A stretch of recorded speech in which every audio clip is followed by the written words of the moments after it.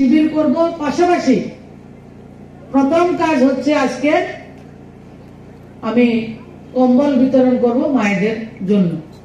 যে জায়গায় আমার ছোট ভাই রমেন সাঁওতাল রয়েছে, সেও তো কার্যক্রমের অংশীদারি রয়েছে।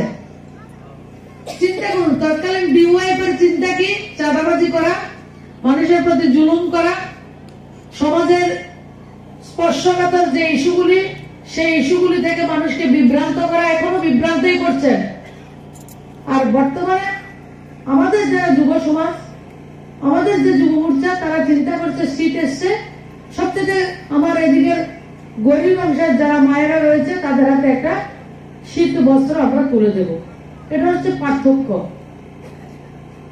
চাঁদাবাজি নয়, এটা হচ্ছে পার্থক্য, তাদের সঙ্গে দাঁড়ানো। কিছুদিন আগে আমরা লক্ষ্য করেছি লালকেল্লাতে বোমা বিস্ফোরণ হয়েছে। বোমা বিস্ফোরণের তার কোন জায়গায়? Al Falah university. ইউনিভার্সিটির নাম কি? আলফালা।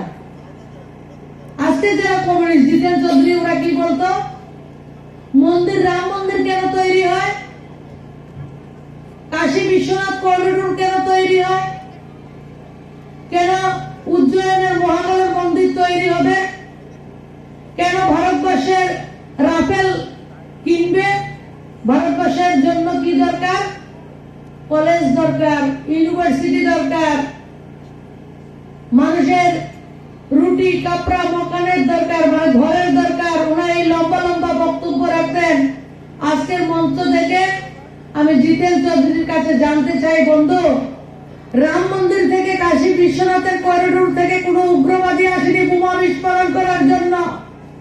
আপনাদের প্রিয় আলফালা ইউনিভার্সিটি থেকে যে কলেজ ইউনিভার্সিটির জন্য আপনারা কথা বলেন, সেই আলফালা ইউনিভার্সিটি থেকে ভারতবর্ষকে ধ্বংস করার পরিকল্পনা রচিত হয়, যে পরিকল্পনার অংশীদারি আপনারা।